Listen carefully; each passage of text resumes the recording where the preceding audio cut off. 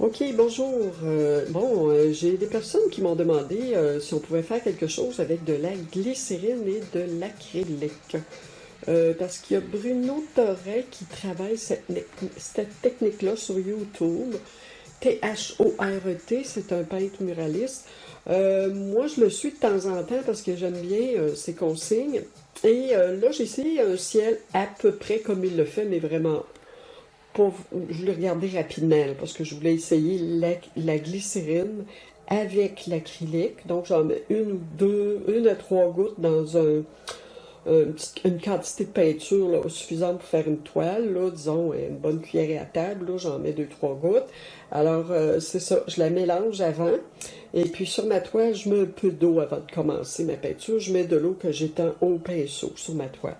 Donc j'ai commencé une petite portion de ma toile. Ça donne quand même des résultats assez assez quand même convaincants. Bon, l'avantage de la glycérine, c'est qu'elle empêche l'acrylique de sécher trop vite. Donc là, si je passe mon doigt, ben oui, c'est sec quand même. Ici, ça l'est moins.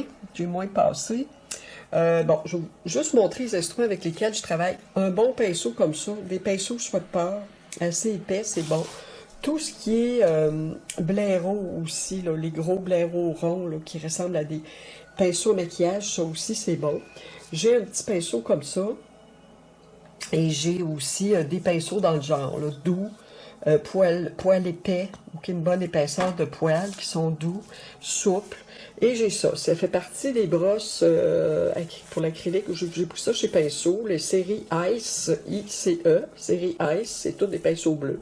Faites attention à ces pinceaux-là, c'est pas tout le monde qui aime ça.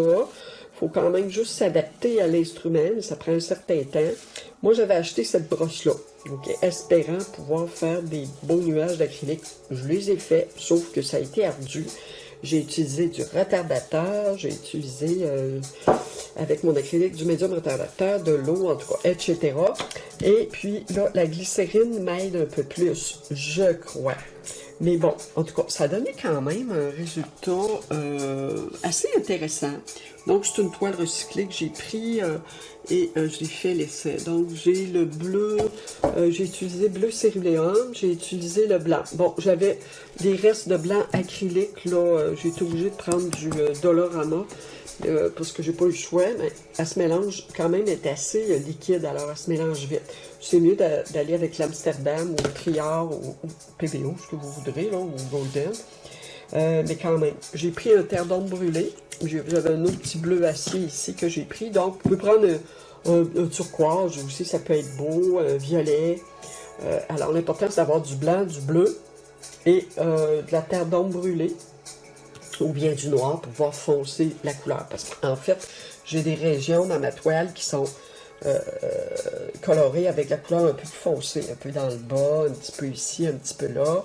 Et puis là, je t'ai complété avec le blanc. Alors, juste à passer ma peinture blanche sur une peinture qui n'est pas encore sèche, qui a de la glycérine parce qu'elle ne sèche pas, c'est certain qu'elle se mélange puis ça forme un peu du bleu qui est plus pâle finalement. J'ai pas de blanc vraiment qui paraisse. Donc je vais attendre, je vais laisser sécher cette couche et je réessayerai demain. Alors je pense que l'acrylique et la glycérine peut être intéressante si vous voulez faire des ciels. Moi je sais que j'ai certaines personnes là, qui sont intéressées à faire de la... Oh, j'en ai beaucoup en fait, c'est pas mal ce que je veux enseigner. Alors c'est sûr que moi, quand j'arrive pour faire des flous, des couleurs qui se fondent, un peu plus de facilité parce que j'ai pratiqué beaucoup. J'ai fait plusieurs toiles.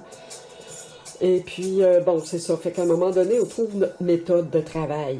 Mais, je travaille avec le spaltal plus souvent. Mais, j'ai développé, c'est ça, beaucoup avec ça.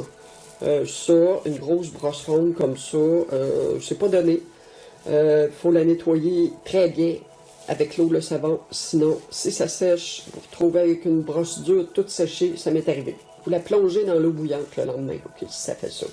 Vous la plongez longtemps dans l'eau bouillante et le savon, puis vous répétez 3-4 fois l'opération, puis elle va redevenir correcte. Moi, elle est redevenue complètement correcte, très souple, je l'aime beaucoup. Donc, il y a d'autres formes de pinceaux Ice aussi. Moi, c'est la ronde que j'ai pris parce que je voulais vraiment faire des effets de nuages. D'ailleurs, je peux vous montrer ce que j'ai fait avec ça un instant. Alors voilà, donc c'est celle-là que j'ai fait avec la brosse Ice, qui est la ronde que je viens de vous montrer. Pas la sphère, naturellement, là, pas la sphère je l'ai faite avec plus petit pinceau, puis bon, c'est ça. Alors, ça c'est un autre genre de travail, là, la boule, là. Mais ici, c'est en dehors de la sphère, là, tout ce qui est ciel, là, j'ai travaillé beaucoup avec la Ice, et beaucoup pour former des nuages ici, là. Puis, il faut que je retravaille d'ailleurs, parce que j'ai repassé un peu dessus, là, dans le bas. Je dois la reprendre, cette toile-là. Ok, alors je vais vous revenir avec le ciel. J'avais commencé le ciel de ma barque. J'avais fait ça sur une vidéo antérieurement, là, la semaine passée. Donc je vais reprendre le ciel et je vais le travailler de cette façon-là. Comme ça, je vais pouvoir faire une démonstration qui va être plus adéquate là, pour les ciels. Alors je vais vous souhaiter une belle journée. Merci, à la prochaine.